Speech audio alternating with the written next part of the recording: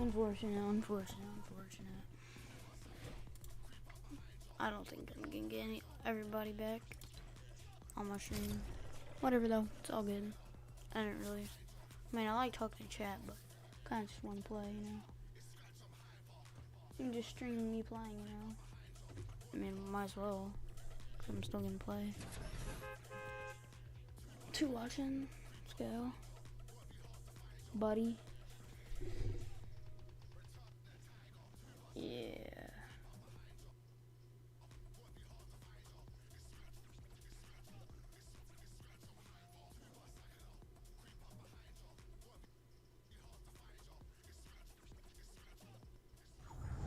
I didn't even know the subscribe red thing was like transparent. What the heck? I'm not changing that.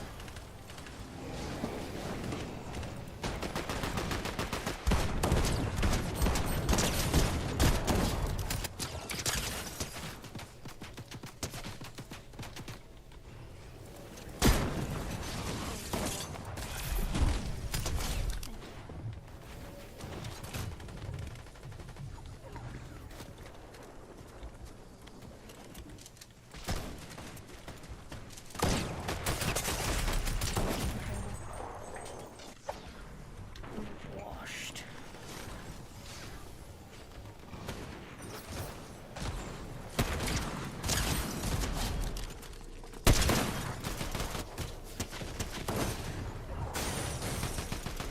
Thank you.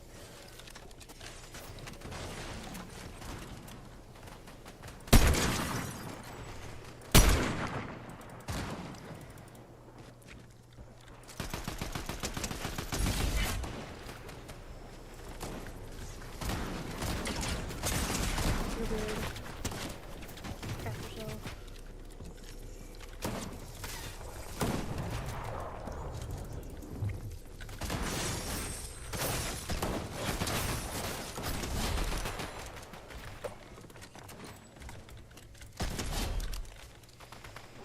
LOL.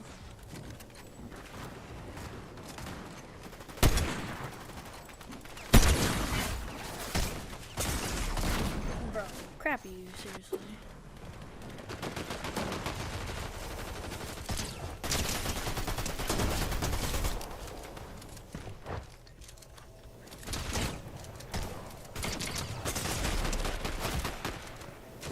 What the heck, bro?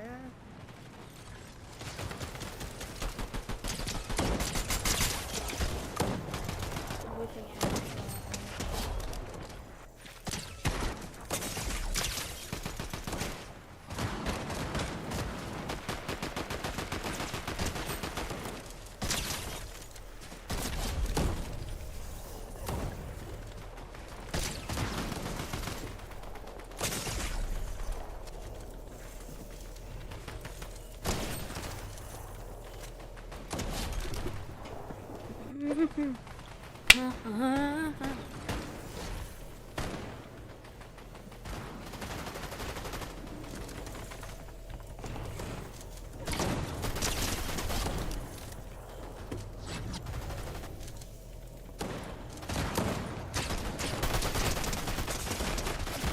See, there's Peter bots on the back.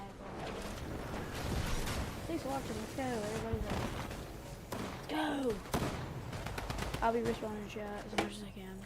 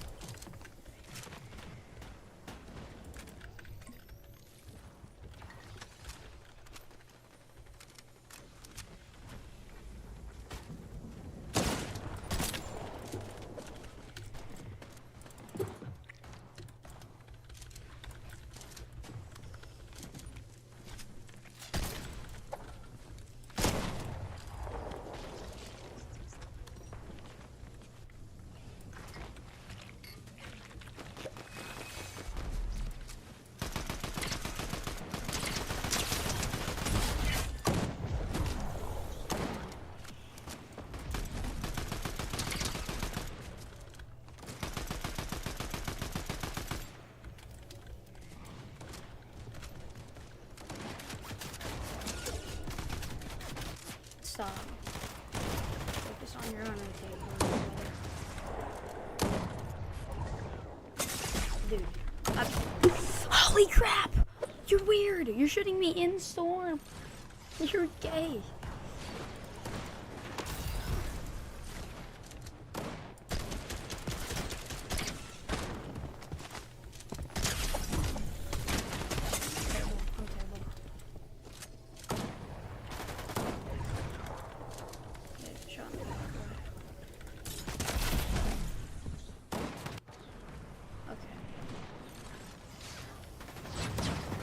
Bro really thinks I'm gonna respond to the call. You know I'm sure.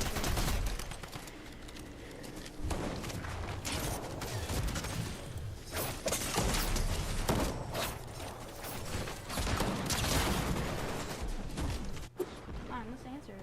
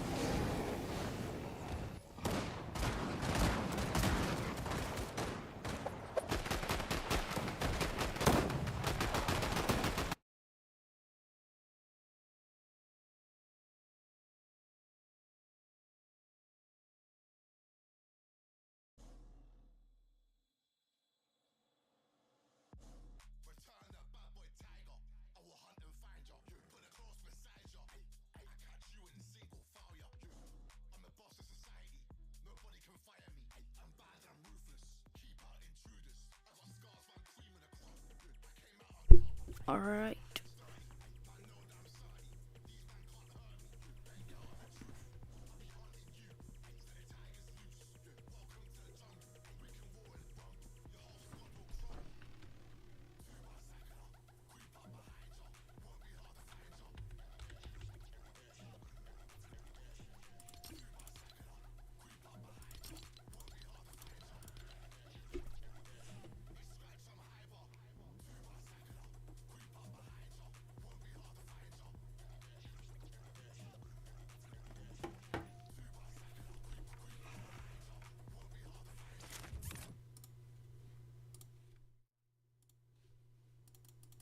We reached 300 subs.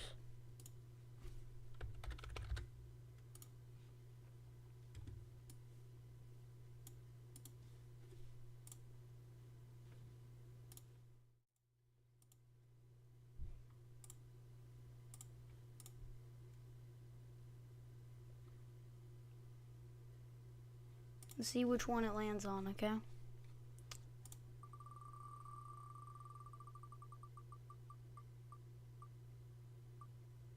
He doesn't have Fortnite. I need to get rid of that.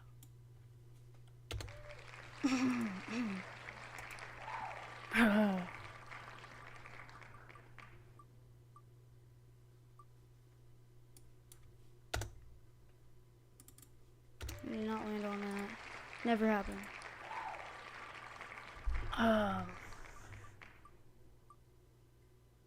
It doesn't have Fortnite either.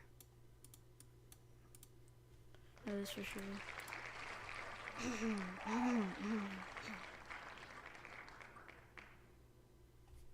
I don't know if he has Fortnite. Gonna have to remove that one.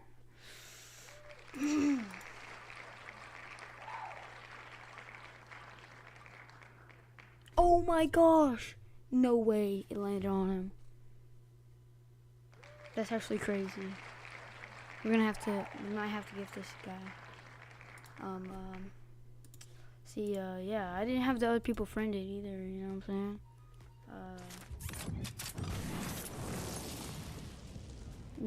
saying?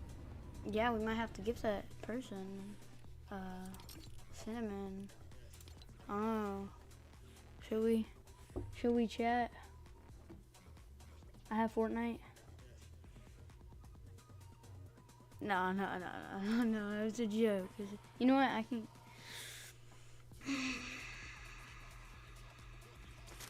I'll gift you something too. Skippy Sigma. Everybody else doesn't count though. Sorry.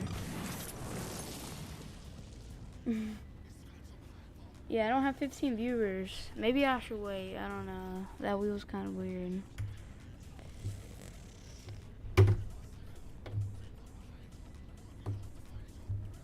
Bro, what am I even doing?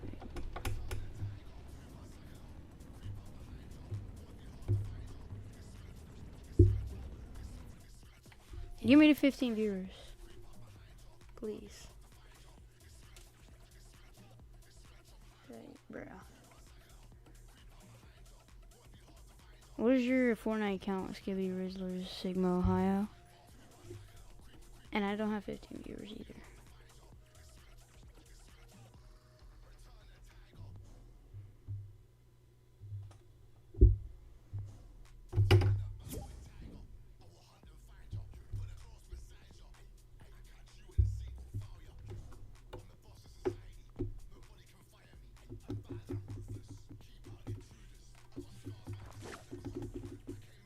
I should really just redo that wheel thing. That was not fair at all.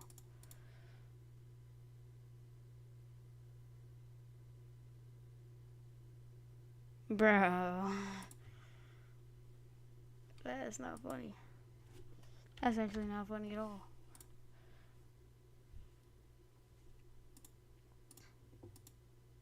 I should do it fair and square. Look, there's like 5 people. And then we'll put cinnamon in here.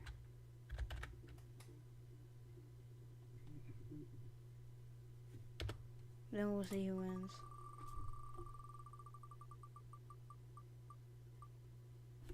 KL won.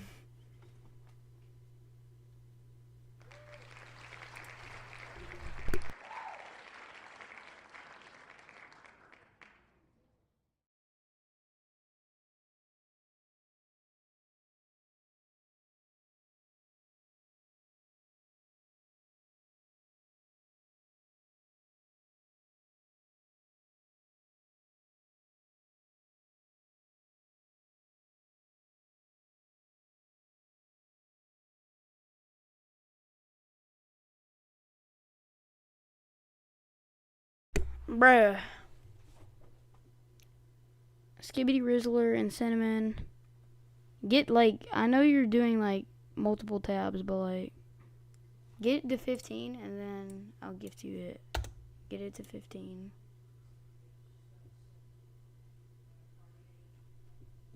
Get it to 15.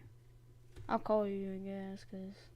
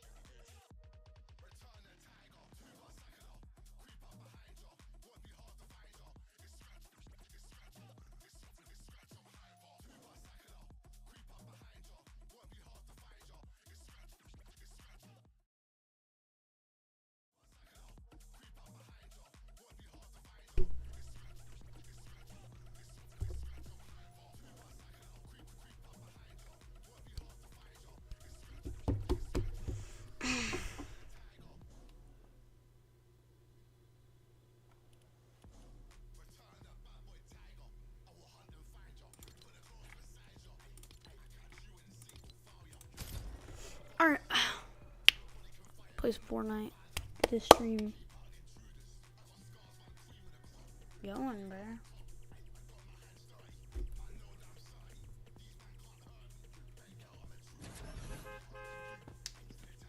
Play.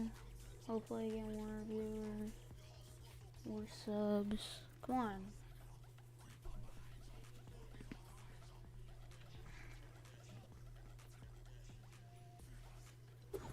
First stream back in a while. We'll also get part 1 of this. Just play. Hopefully I can get rid of my show this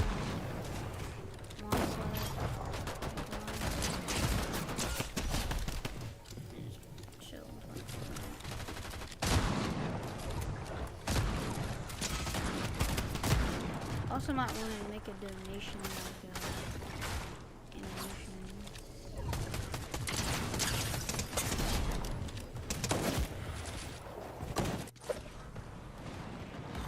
Might be soon.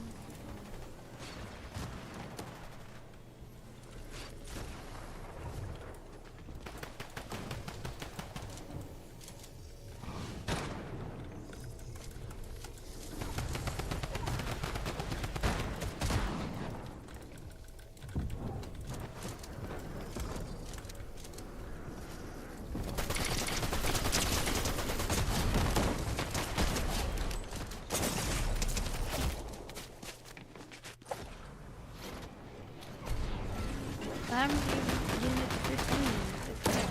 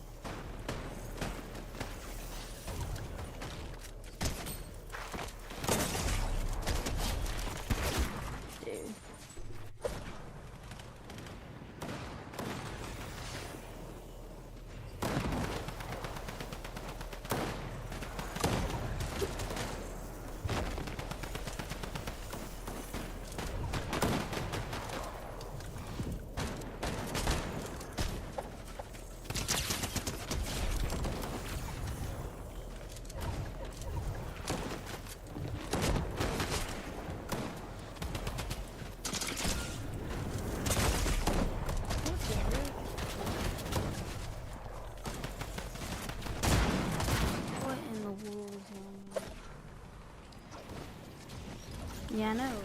I'm the one now. I don't know how I'm done.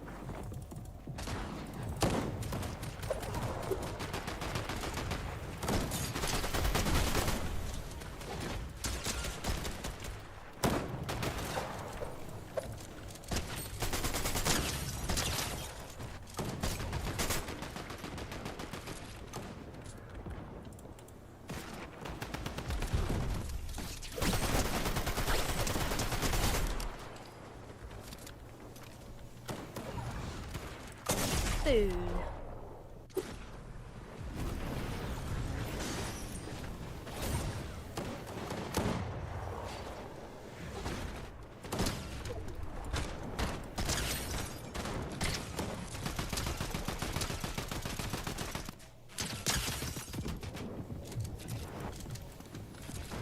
I think after this we start watching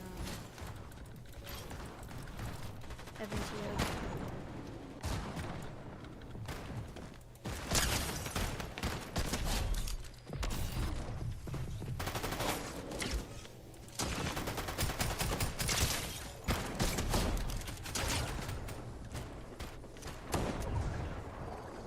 Other than the heck.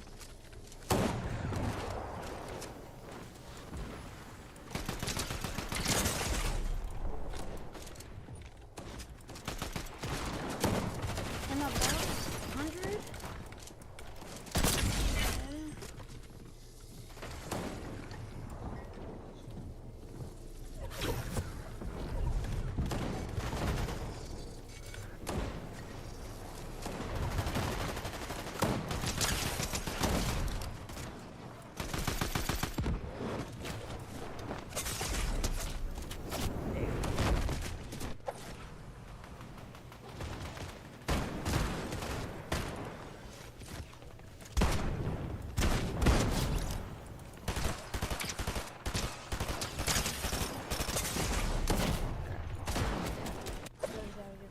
Land on him.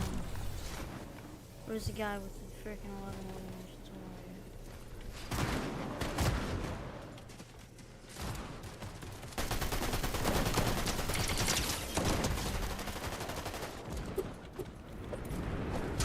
What the crap? How do you sell when you have 11 out of the 12? Definitely not gonna move over there.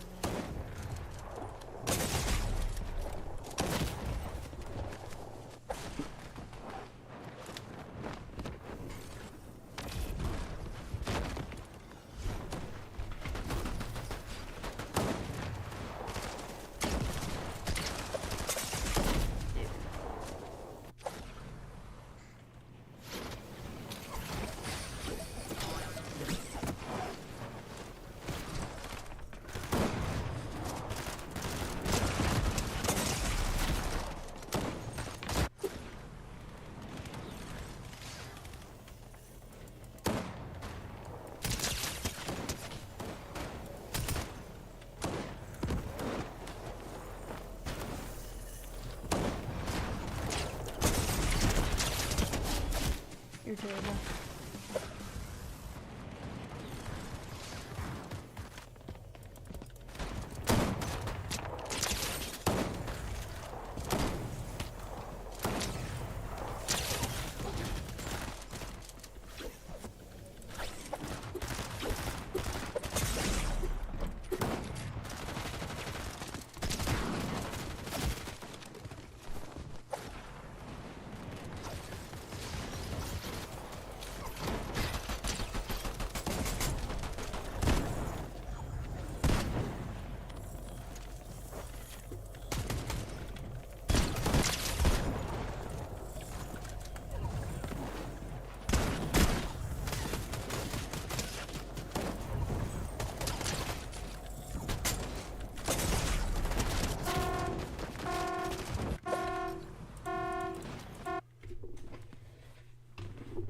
Sold.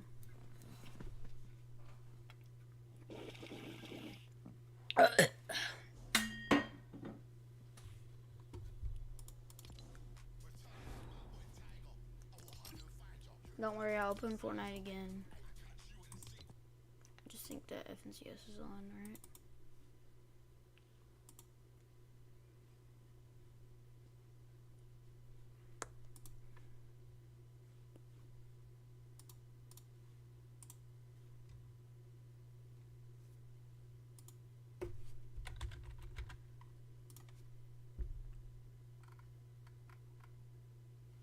Not like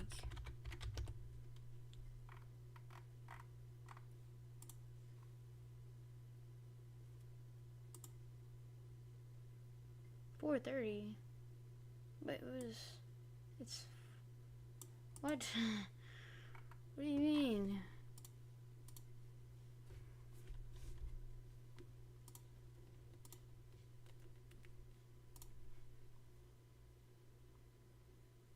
"17 minutes.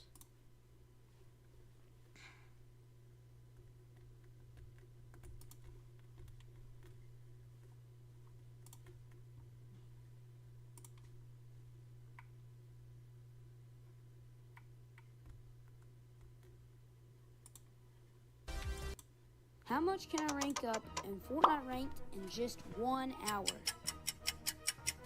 We're starting at champion. Let's see how much percent we can gain. Alright guys, as you heard a couple of seconds ago, we're gonna be seeing how much I can rank up in 1 hour. Currently I am 17% champion. 1 hour. Starting now. Actually I had a good job. My keyboard overlay goes over the keyboard overlay. My hands aren't moving.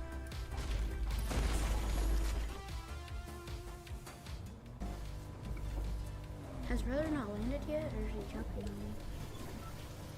He's jumping on me.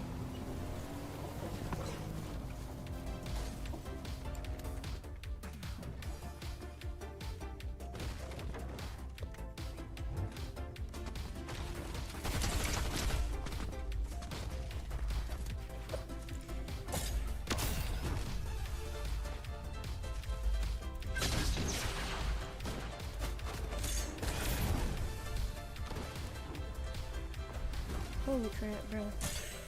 Leave me alone, bro. My brother needs to leave me alone.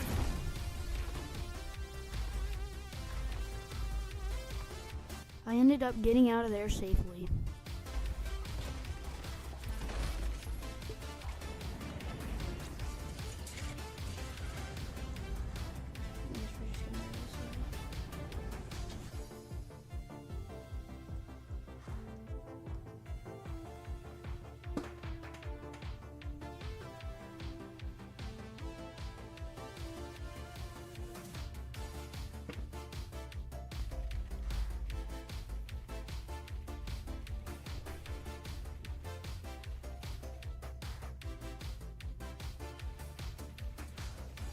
A few moments later. Mad weird. Okay.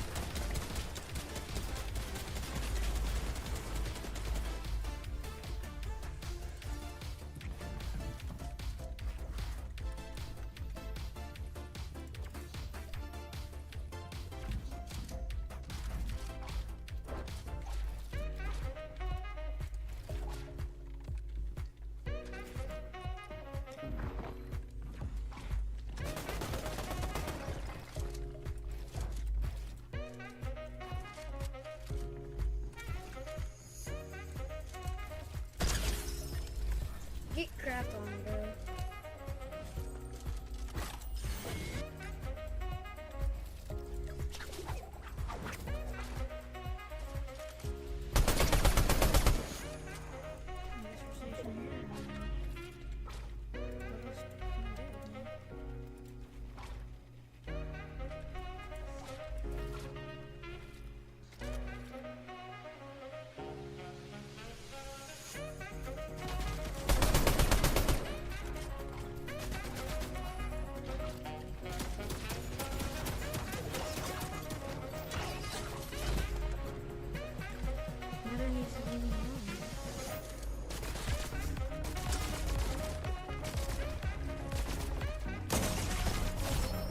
Are you kidding me, bro? That's not terrible. That's not terrible, bro. Alright, that first game was a good starting point. We ranked up quite a bit. Let's get into the second one.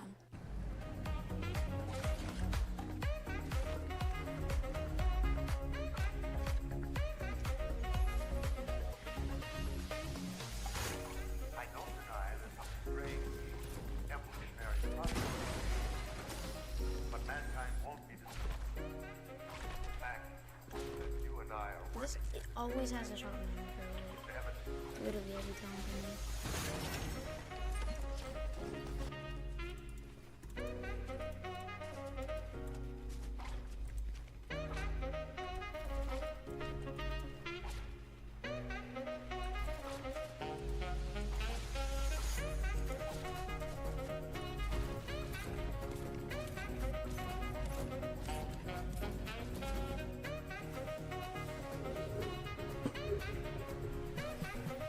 We pull next time.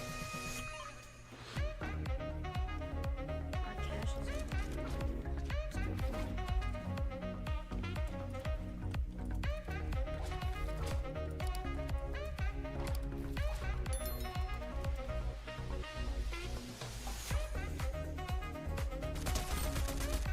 Wait, he thinks I'm gonna do that.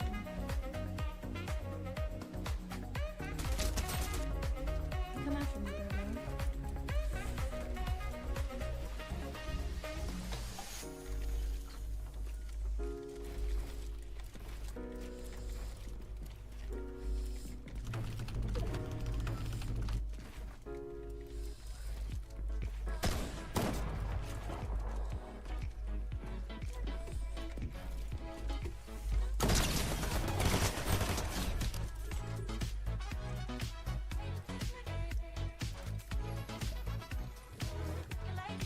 I think she would know.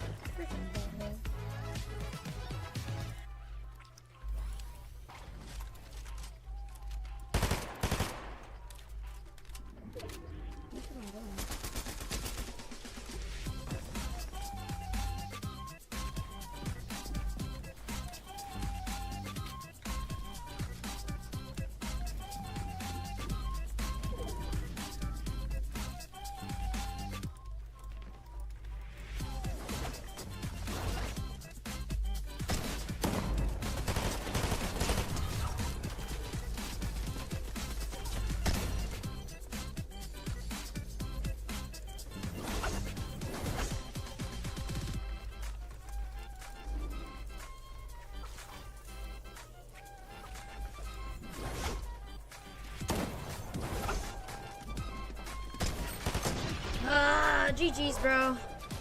GG's, man. That was a good game. 8 minutes left.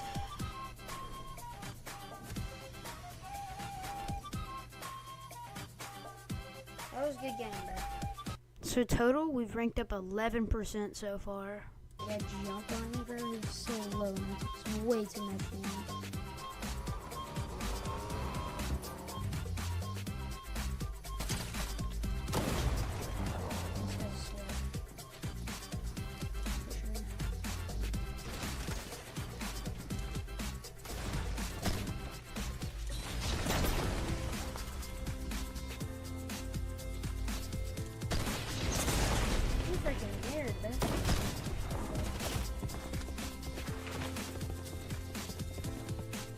ended up losing 1%.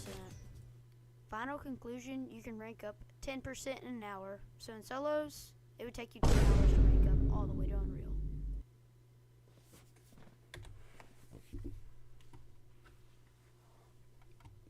Did 31 likes, 42 comments. I just did that because Fortnite's dog, water, and the FNCS is not on right now.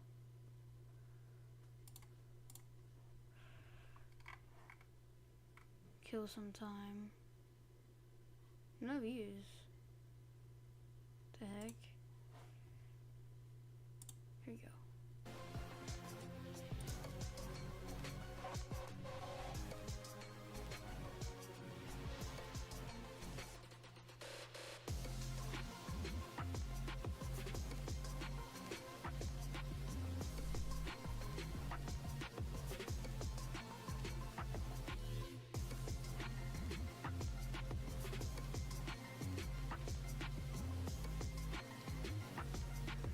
I'll gift early if Clicks wins again.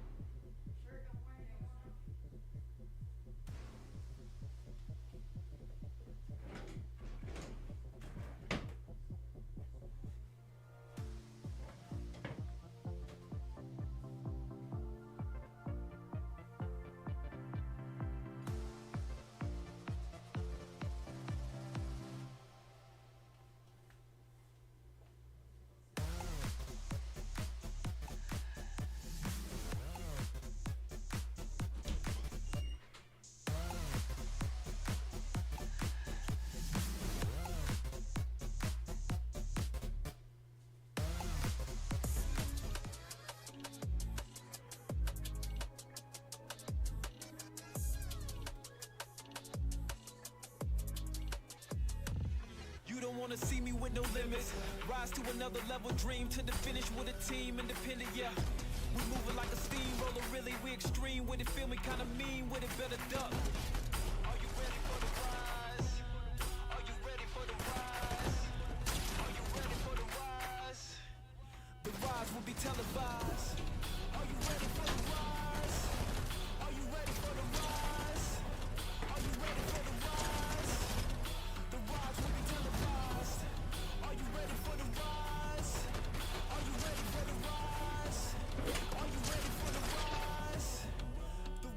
nationally televised.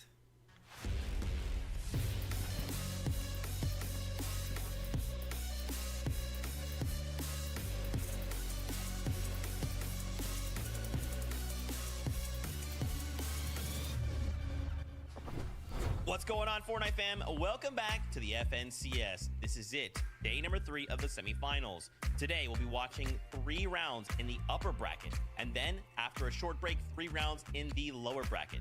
Duos are trying to fill these remaining seats on the battle bus to next week's grand finals. All on the line here today and more. On today's FNCS, please give a big welcome to Kelly and Vivid, your analysts, as we begin to break down what we're going to be watching today. My friends, day 3 of the semifinals. And in case you can't tell, my stress has not gone down. How are you guys doing? Yeah, so around here, guys, Zeke does stay stressed, and for good reason. Guys, I can't believe over the last 2 days, we played a total of 10 games, had 10 teams qualified for grand finals, and then today it's like, oh yeah, by the way, Kelly, we're playing 6 games, and we're gonna have 40 teams qualify. At the end of the day, our grand finals will be set. I'm excited. That's right. The top 25 in the upper bracket are going to go through, and then the bottom 25 will join the bottom 25 of the upper bracket yesterday for 3 more games, and from there it will only be the top 15 teams. It is all about placement and consistency today, and they definitely want to make it into the grand finals, of course for the bragging rights, of course for the money, but Zeke, that's where the ticket is to the global championships. That's right, and you know that's what people want, right? These players, they want to make sure they secure seats on the bus going to globals. And Axe of Champions is amazing, going to global championships and representing there and walking away Cooper and Miro. I mean, that would be wild. Now, why don't we talk about some of the duos we're seeing here compete today? We wanted to kind of start things off with Paco and Mixon. We've watched them perform over the last couple of days, and a funny story about these guys is they've said they're quote-unquote on vacation in the States. They're here from EU looking to compete in NA. And guys, I want to see these guys qualify because vacation or not, the fact. Bruh, another 12 minutes. Ooh.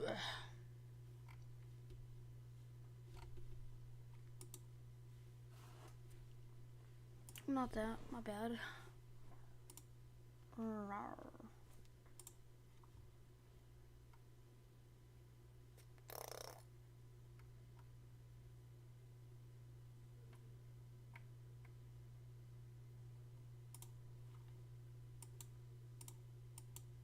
Hey guys, in today's video, we'll be collecting every food in Minecraft. But first, we need to decorate this castle, so let's do that.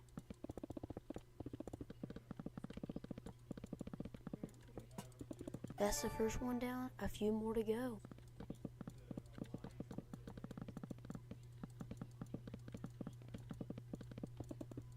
Second one done, 1 to go.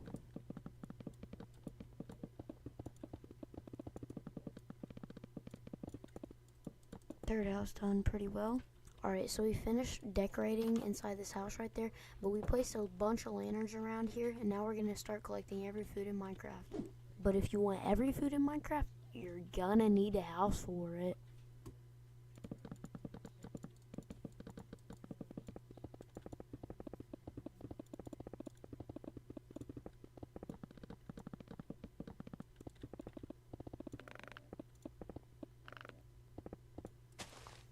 Alright guys, I think that we can call this building finished.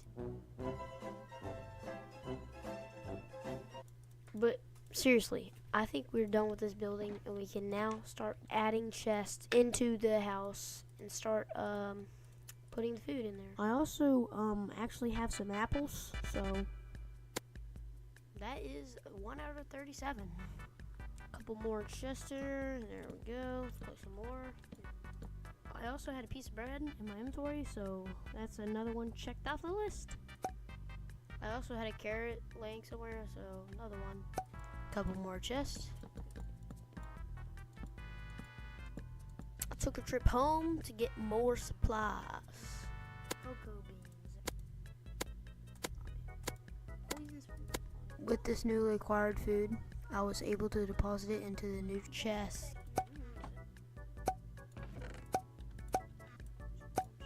I also had some of the cooked versions, so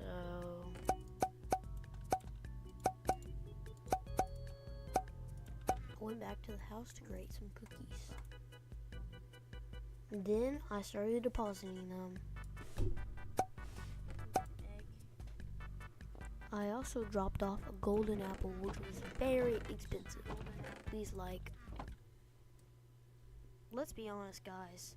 This first 21 items has been a breeze, but these next 16 will be very hard to do. It will take a long time. So, let's get into that section. Entering hard section. Going crazy.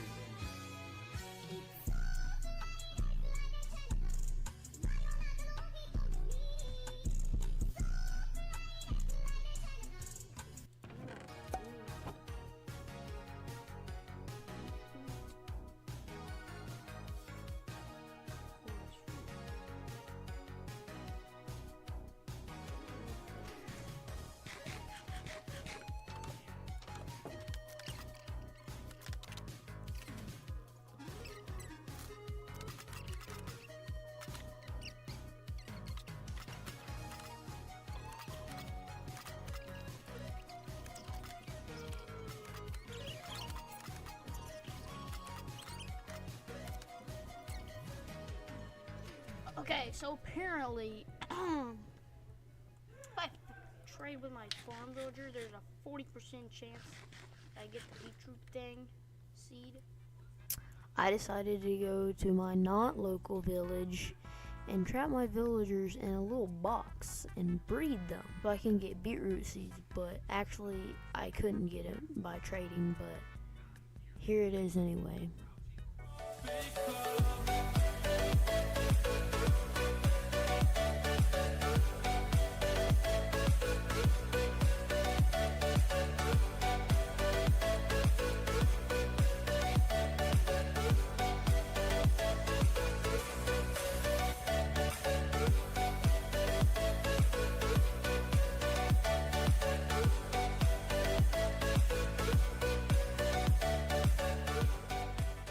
Alright, so I stole these cows from the natural habitat.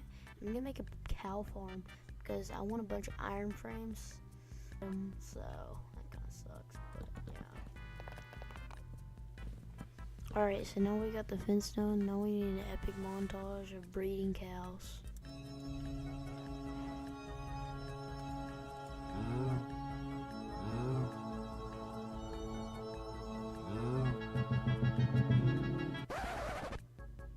Before I continue that epic montage, I went out exploring and found this cool coral reef. I wanted to collect as much as I can. I need dry coffee.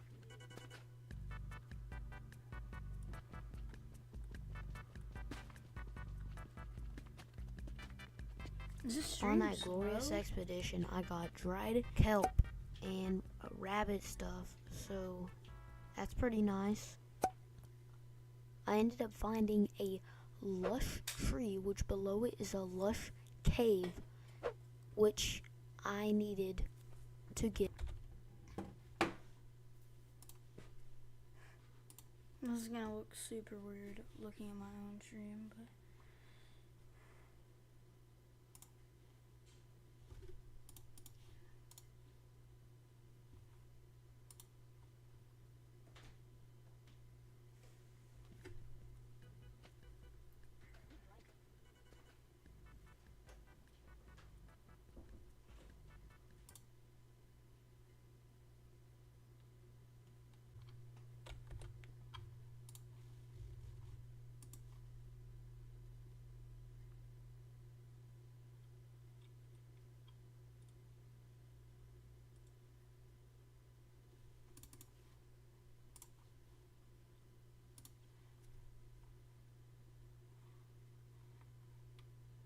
Huge stuff from Epic Whale.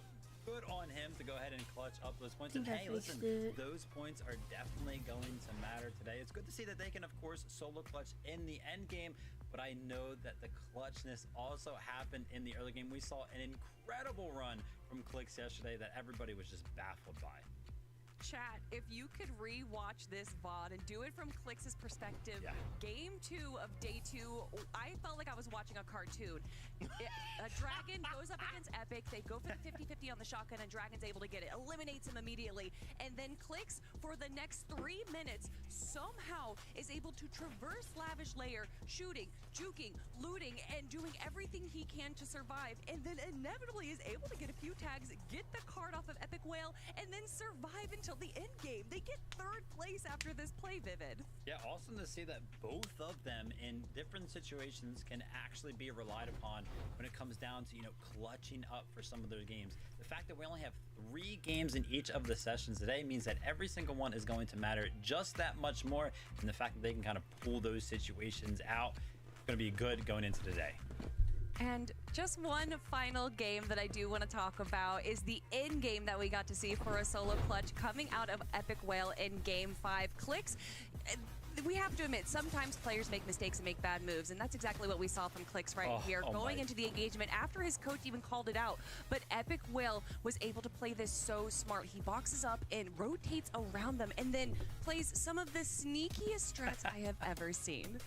Oh my gosh, we actually saw a couple plays yesterday where duos, teams, solos in this scenario, they're just sneaking around, crouching, and removing that audio from your competitors is so big. But speaking about quote unquote removing competitors, what about removing the people that are going to be contesting you? Clix and Epic Whale defending Lavish Layer yesterday, so today they're going to be uncontested, and I think that's going to be favorable for them.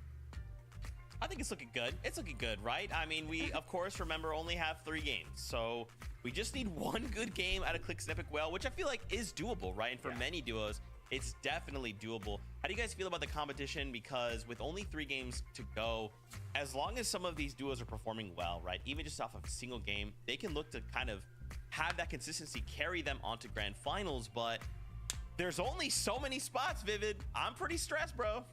Yeah, it'll be exciting to see how the games actually kind of develop, because I would imagine the first and second game, right, everybody's going to kind of be sticking to their game plan and trying to play for end game and pick up as many points as they possibly can. But then I kind of imagine that every single time the third game probably goes crazy. Like, we'll probably have like 10 height changes because everybody's like, oh, we don't have enough points right now, let's go ahead and clutch up. And of course, one of the best ways to get as many points as possible is going to be getting the win. Yeah, definitely a bit beneficial there. There's so many ways that you can really find success in these games. And with it being only 3 games, they need to make sure that they implement those strategies pretty quick, because even though there are still 15 duos making it through the lower bracket later on today, they don't want to have to go through that gauntlet. Yeah, that's right. The current window to make it to the grand finals is like reasonable, right? It's like, hey, it's possible here. But if we push it to that lower bracket, that window gets smaller, and you have 25 other duos coming in. You're like, I don't even know where you're going. Are you contesting me? What's happening? It's going to change so much. So for a lot of these players, they really have to be on the ball here if they want to just keep the dream alive. And if they get pushed down to the lower bracket, man, oh man, is it going to get that much more difficult. It is that time, though. Game number 1 of 3 is upon us here in the upper bracket. So let's kick it back to the casters to start things off. Yeah, you know what, Zeke, you made an excellent point there. I think today there's an argument that can be made, Taco, that this type of format could be more difficult than the last 2 that we've seen with the hard set lobbies. We've just seen how chaotic the environment has been realistically throughout the course of even the 2 days of upper brackets, because you've also got the introduction of the teams from lower bracket day 1. Now they're being propelled for the top 30 into upper brackets day 2. And then you're not really sure who's going to be left over, right? So here, upper bracket day 3, maybe some of the teams are repeat circumstances, having to fight their way out of the lower bracket to come back into the upper bracket. I think MPen, Pump, primary example of that. You know, they started off in uppers, had to work their way back to uppers, and it's just been a really long weekend, I feel like, for some of our teams, because you don't really know what to expect at your drops, whether you're going to be conned or uncontested. Here we go. Yeah, definitely. Well, it sounds like the game is here, Taco. Let's jump on.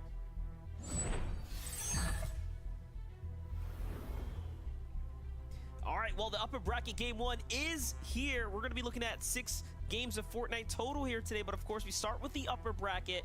3 games. Consistency is essentially all that matters now. Taco, you talked about a team like MPen and Pump, and I would love to kind of focus in on them. I think it was very clear that they're a team that belongs, you know, in this upper bracket amongst the best calibers, you know, of player, because they ran through the lower bracket lobbies, right? So I'm expecting Pump and NPen here to do very well, especially with them landing here at the Underworld. Yeah, I'm just going to expand on that even a little bit further. I mean, they were literally first place coming out of lower bracket day 2. They're basically treating the lobby like a Team Rumble playlist, man. It was kind of disgusting just what they were able to accomplish, but they are going to find themselves multi-contested over at the Underworld. Day and Source, I think another one of those notable teams that could pose a pretty big threat for them. But as far as contested affairs go, Paco and Mixen also find themselves up against the likes of Zypha and Costa, but this could potentially be in Paco and Mixo's favor because, as Vivid already highlighted, their best performance so far this weekend actually came through that day 1 of uppers when they were heavily conned. That's right, because Storm Surge has been a bit of a difficult task for them to try to overcome this time around. It's just a calculation that they haven't quite found the solution to when they're not contested. So being contested here today, I mean, I like their odds. However, this game 1, I'm not feeling like they have the loadout to push this fight. Just from the brief glance that we have from Zypha and Costa there, they had full setups. I mean, Mixen's loadout looking a little bit tighter than Paco's, but if things don't come together, this could go bad pretty quickly.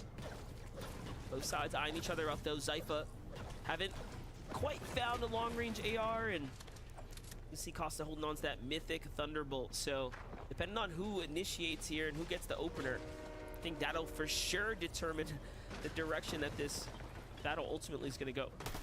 Was a little concerned initially for Mixen while he was along that actual beachfront here at Lovely Lodge, just because he was decently split from Paco, but it doesn't seem as though Costa and Zypha were able to get an idea about that. Still like this though, Mixen attempting to try and duke things out from the low ground. Costa knows that he's got Zypha as well, trying to hold on at low ground. That is going to force Mixen to reunite with Paco, but it's really only a matter of time because, again, MDF, you want to get that surge online, but also you don't want these engagements to extend for too long because it just gives an open invitation for some of the teams. I'm looking more towards the likes of like Snooty Steps, for example, to potentially stroll their way on over and look to have a possible third party. Yeah, I agree with you. Third parties can happen everywhere. With the game kicking off though, already lobby starting to thin out here. Take a look at Mega and Users jumping in onto Thoric. Oh, with a big elimination right there.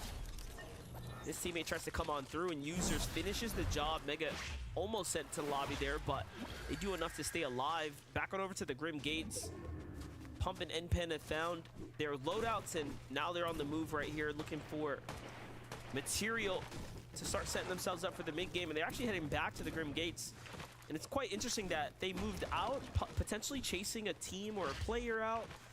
And as they're heading back, though, other teams have started to migrate their way into their draw spot. So it is going to be very unlikely that they are able to re-engage themselves into the main drop. So you jump over to Bolts and Bryce here. We're actually setting up, seems like outside the bunker very early here. So they're looking to fully commit to trying to secure this loot here. The split by Dumpenhausen has been the priority focus for Bryce and Bolts. Alongside that bunker, they do have the possibility of a forecast tower as well, just south of the Reckless Railways. And I think that from this position, though, they can definitely encounter some struggles with Surge, just given the fact that they're surrounded by a couple of hills. Great overshot view to kind of highlight this. They do need to be wary of that other team across the way that was starting to already base up around the forecast tower, Sieges and Carrot, because that'll probably be the first snag in Bryson Bolts' plan for this weapons bunker. Have to imagine that a forecast tower team have a little bit of an easier time trying to pressure after they're going to be able to secure their objective a little bit faster. Jumping in with Edgy and Tavern now. Shots ringing in here from teams to the east. Tavern already at 2 eliminations with Edgy here, so they kick things off with the hot start here. Looking straight up at the opponent's inside of the base up top. Don't want to pee. See the confidence of them just to sit there out in the open. And the side ramps can tell them everything they need, so. Here we go. Click. Ooh, look at this. A fight breaking out right here between Clix and Epic Whale. Looks like Epic's got things under control. Yeah, it's very common to see Clix and Epic venture towards Rebels Roost, given that their initial drop over at the Lavish Lair, especially since today they're going to be uncontested, so they are just attempting to generate surge elsewhere. Veno, player that mentioned it even, you got to have multiple strategies to get that surge online. And this is just one of probably several other ones that Clix and Epic would like to cook up. But again, Rebels Roost, definitely some familiar territory in terms of having teams stroll their way on over to try and third-party these circumstances.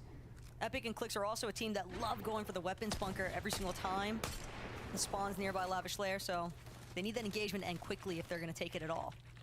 Get a load of this from one battle to the next. Mega and Users already on top of a fresh team. It's PC, Specs here. A little bit split, caught between the two, and caught with a quick edit here from Mega down low. PC's got to be very, very careful right now. Mega and Users decide to jump on him. Could spell trouble even with Specs above him. Very few duos can play split fighting. Let's see how it works out. Ooh, Hades Chain though, that's definitely a problem here. You gotta fight back, and they get deleted right as we talk about teams needing to, you know, stick side by side. PC comes in with the Hades Chain and just deletes them. Let's watch that back one more time, likely from the other perspective. PC, the double chain. You know, I was curious how their health went down so fast, and that makes sense. Well, the crazier part to me, though, is that Mega and Users already had 2 eliminations, and Mega, his mats were just so low. He had, what, I believe 18 builds at that point.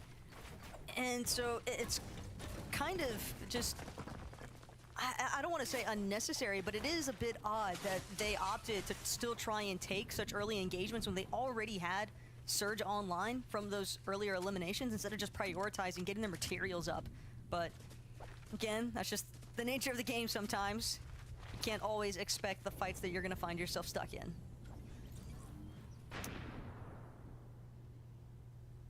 We get a little update with Miro and Dukes right here.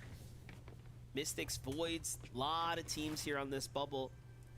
He's edge of the zone right now. Miro looking to push the team that's below him right now, but other teams are putting tags in, and Duke's already singled out Mystic here off to the side, and Mystic's on his way to that fresh duo to the left, so I'm curious to see if Miro's going to overcommit here. Does have to be very careful right now. That's where things can start to go south. Yesterday, Miro and Dukes were off to an extremely slow start. If you think back on that, those first 3 games were such a drag for them. It came down to the last game literally needing a top 10 performance in order to even have a seat in today's competition here in the upper. So Miro and Dukes have I feel like a lot of room and time to make up for those drop games. They've been off to a slow start this weekend. That's sort of been the storyline, though, for Miro and Dukes. You know, just kind of barely scraping by from the open quals to now. But if there's ever a day where a storied team, storied individuals like those two to pull it all out, today is definitely the one, because you don't want to have to duke things out in the lower bracket. Only 15 spots to fight for in comparison to the 25 that are permitted from these 3 games in upper brackets. Clix and Epic also don't want to find their run cut short anytime soon. Strong, consistent placements, MDF. That's really all it's going to take throughout the course of today. And Clix and Epic, they know if they can come out on top for this engagement up against Visuals and Braids. Seems as though Visuals already having to fall back.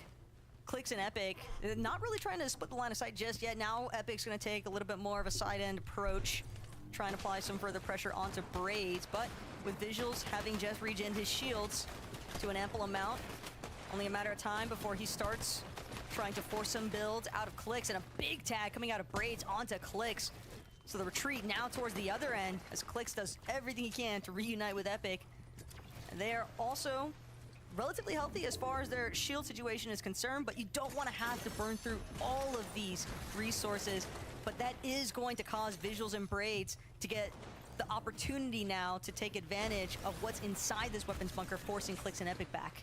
Yeah, I was gonna say, just as we tuned in, heard that the bunker was opening up, and you can see Visuals and Braids get the best of Epic Whale and Clix, and this is, I'd say, one of the first times we've seen Epic Whale and Clix not secure a bunker.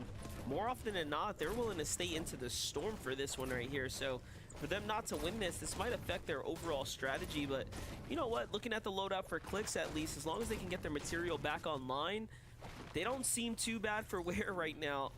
Although we all know Clix performs best when he has the sniper in the current meta. But yeah, a little bit of a surprise, I'd say, from this dominating duo right here to not actually come out on top. Also missing those ideal weapon mod attachments that the mod bench inside of that weapons bunker can provide. So Clix and Epic, though, just by the way that they were lurking, almost indicates the fact that they're maybe going to look to try and cut off Braids and Visuals at a later point in this first lobby. Fencing Fields, though, starting to pick up and a little bit of local activity, threats, likely spotting out the fact there's a surge tower not too far away in the distance, and that could be part of the reason why we see them sort of hovering more towards the edges. Teams, whenever they spot out these giant surge towers, the last thing you want to do is try to rotate directly through them.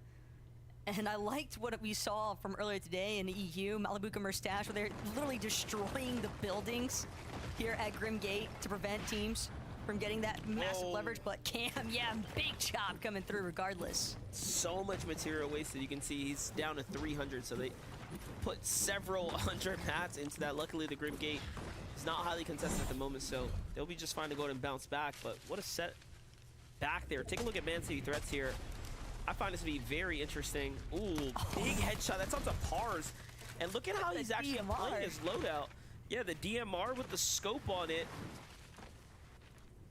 does work. 102 for the bad peak there. GG's. I mean, it's easy for players to feel like they are as safe as can be. But now Baka and Pars definitely going to have to be scrambling throughout the rest of this one. And what's even crazier still is threats, Sphinx, they didn't even fully capitalize on that knock. They weren't really interested. They didn't need any of the resources that could have been provided if they had keyed that building. Instead, they're just going to go straight away towards the next zone. They know that they've got surge damage online, so why not just focus on your positioning? You can saw Baka was inside that base as well. Chubbs and Aviv right now. It's a team we've been keeping a close eye on over the weekend. Ooh. Surge is active right now. 80 players alive here in game one. We have to drop down, what's it, about 16 for the cutoff. So there's a fair drop here. Now you're looking at 74 being the cutoff, essentially, of players before that surge threshold is going to fall off here in zone 4. Aviv, though, Chubbs, getting some hello kisses from way outside of Lavish Lair. They've got to be careful, though, because they don't have as much shield resources to expend. Using their Flowberry Fizz this early on could be super problematic, especially having to expend these bananas as well, because sure, they're going to be able to immune the fall damage and everything else, but that's their heals, MDF. This next rotate is going to be pivotal for Chubbs and Aviv, because as soon as that Flowberry Fizz runs out, that low mobility could cause some real problems for their endgame. Not only that, look at this, having to dig into their metal and their brick here as well. This is not the time in the mid game you want to be expending these types of resources. A great tag right there is going to buy him a little bit of, you know, respect, if you will, from the team next door. But nonetheless, pretty bad spot to be in if you're Aviv and Chubbs here. They're also, you know, at the whim of the other teams to rotate first. Bak and Pars possibly will be forced to show their hand as well here. They're not looking too savvy at this moment. It comes down to overall damage or loadouts for that matter. there's a lot of room for improvement here. So I'm curious to see if Bach and Pars are going to go up to the Rift Island here. Well, if they want to brawl, there's definitely teams that are situated on top of this Rift Island right now. Looking at what, like just 4 teams directly from the map, and that's not even considering the others that are kind of in these outlier situations like Baka and Pars hovering near the base of that Rift Island. Pump and NPen, meanwhile, still hanging out over by the Underworld. We saw them rotate out earlier on towards Grim Gate, maybe just looking to see if they could find some leftover surge opportunities from a lot of the action that tends to kick off there at the very start. But here in the mid game now, Pump and NPen definitely look good as far as their surge strategy is concerned, but it's really just their materials counts that could be problematic later on. They do seem pretty content though to just try and hold up teams that are looking to rotate from the edge of zone. Yeah, mats are really bad right now. I like the early rotates here. This is their drop spot though, so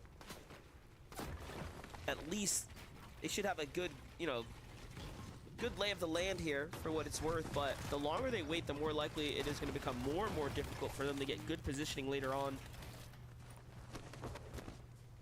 Take a look at this. The eastern side of the map, much more dangerous than the north side. We jump in with C's getting dropped here by Baka. We knew that Baka and Pars were gonna have to force a fight for some of that damage. We didn't think it was gonna go down like that though. They land right inside the wooden base and pickaxe their way through, and Cease doesn't even see it coming. Ended way too quick for him there. No chance, no opportunity to put up a defensive stance here.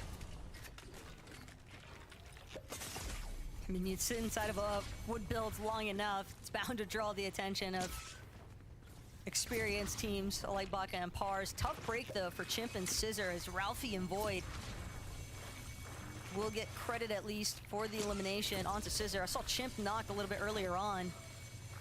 Don't know if he's still standing or if Scissor was able to revive him, and now Chimp's trying to operate as a solo. But regardless, Ralphie, Void don't seem like they're in all that great of a situation, having to use practically all of their Flowberry Fizz because this surge damage is just lighting them up. Yeah, and sure enough, yeah, they tried though. Stormers just started to ramp up, 2 ticking as Zone 6 came to a close. Hero and Dukes right now, terrible spot to be in as well. They have an opportunity right now to get the refresh, but they have to be quick. 28 builds on Miro. We've seen him in this position before, but 51 damage above is what's really concerning. Late Flowberry Fizz there is going to slow him down a bit. He's going to go and make sure he regenerates that before he leaves the lake side. Numbers were also just dwindling so rapidly. Bolts though, taken out by Pars. So Pars and Baka definitely trying to maintain staying above that surge threshold. Even with that one elimination, they're still just barely 71 above. Granted, this next elim onto Bolt's gonna help them out that much further. Bryce trying to do what he can, see if he can defend, but it's just not gonna be enough. With a full duo harping down on him, it's just forced to kind of sit back and wait at the mercy of the other team surrounding that Rift Island. Clicks and Epic also in a whole world of hurt. Surge, just the theme so far here today, MDF. It's only match 1, but so many teams are just struggling with it. Yeah, Clicks does an excellent job there, dipping into the storm, forced to tank for a couple moments there, and then finds his way on top of these builds here, and they are just in trouble. And it's unfortunate because look at this, the zone's gonna pull its way, so not only does he have a favorable zone, he's gotta play this out by himself, but we've seen Epic will make a top 10 out of a situation very, very similar to this. In fact, he had an even longer rotate to make. And you can see teams actually looking for Clicks right now. They saw the fight go down. They're curious as to what's going on down here. Clicks has to make a move here. If I'm him, I'm probably moving behind the base right now that the zone's pushing further and further inside. He's got to make that consideration. Yeah, see, he's right in between the line of 5. All these teams here, and the surge is still active. once a solo has been kind of highlighted, it's just so difficult to actually try and break free. Clicks putting a little bit of pressure here actually onto Decay and Sigma, and it's the right idea. He's got to clear and make some space for himself, as well as just maybe try and take advantage of the fact that he might understand with so many teams nearby him, there might be teams on the other side of the walls there for Sigma and Decay as well, and Clicks just keeps getting the connections. Every little bit counts at this point. It's keeping him in the game right now, quite literally. 73 above. I saw a 60 tag. An SMG we know hits for like anywhere from 23 to 25, right? Just depending on how you're connecting. So these tags are so critical to his success right now. And he is just really outplaying that duo with the angles. So well played to Click staying alive here. He's going to make the placement points at least. These are things that matter right now. As we talked about, you have 3 games to stay in that upper bracket, essentially to qualify your way out of it and go to the finals here. It's not about anything other than staying consistent, and every game is so crucial. Teams need to start dropping here if you want to start earning your placement, earning your stay. And I look at the feed, Clicks finds the 2 onto Sigma and Decay there. So you blinked, you might have missed it. So let's give us the replay here. Take a look at this. We already knew he had them hurt for wares. Takes the wall, goodness. 88, and then the full finish there. Well played for Clicks. That window edit, just the most unexpected circumstance there for Decay and Sigma. The way that they split, even for a moment, that was a little bit of wiggle room that Clicks needed. Now trying to play a little bit closer to the backside of zone, making his way forward. Immediately, though, gets tagged up. But that refresh, you can see he picked up a handful of small shield potions, a brand new Flowberry Fizz. Trying to get some regen. Mixon nearly lost his head. But these are wooden floors that Clicks is standing on. Mixon and Paco trying to make quick work of them. Click still, though, with a slightly more favorable position. It's just the fact that he's in an unfavorable situation as a solo. I love that he's putting tags back onto Paco and Mixon. He's really showing any duo that decides to challenge him, I am not someone you're just going to shoot at and not have a fight back, essentially. The resistance is excellent here. It's the difference right now. Top 20 now for Paco and Mixon. This is such a terrible spot to be in here. No shields to work with. Tavern and Edgy have the advantageous position here with the high ground and the zone favor. And they are just in the position to run away with the lobby right here. It's fish in the barrel at this point. Little do they know. Every second super precious. So great shot right there from Clicks. The quick scope. But no, the tags come in from the low ground here. He's got to be careful. Little reset forced here. But Threats wants to fight in the storm, and this is just a worst case scenario there. If Threats just focused on the rotate instead, he'd be okay. GG's. Oh, that's the thing, is that Threats Paco finds himself getting eliminated there by a Minish, but the Threats got caught up. As soon as Clicks split Sphinx and Threats apart, he'd already played his Saboteur to their strategy as far as the rotations were concerned. Cooper and Kanata, though, these guys have been the embodiment of consistency all weekend long. All they really have to do today is replicate their performances in the first 2 days of Upper so far, because they've actually been one of our few teams in the upper bracket to get the most top 5, 6 total. Miro and Dukes still trying to make quick work. This is a crazy game for Miro and Dukes. The fact that they were so much in shambles in zone 7, and now they're at 6 eliminations and all the material, and then you kind of zoom out to high ground. Bak and Pars are set up for success. They're just continuing the trend from yesterday. They feel like they've been due for a win over this week, and they had high ground. They haven't been able to secure a win from it yet. This is by far the most favorable position we've seen them in. And then the low ground is just, again, more experienced duos here. So every layer has a juggernaut of its own. Edgy had 9 bullets, by the way. This is a little bit dicey for Edgy and Tavern. Cooper and Kanata, though, Visual is going to find himself getting eliminated. Nice 2-piece there from Cooper to take out Braids immediately after the fact, but that leaves Miro and Dukes as a potential power duo playing the low ground. They're going to find Victor Some more materials, exactly what they needed, but Dorito just holding the line here.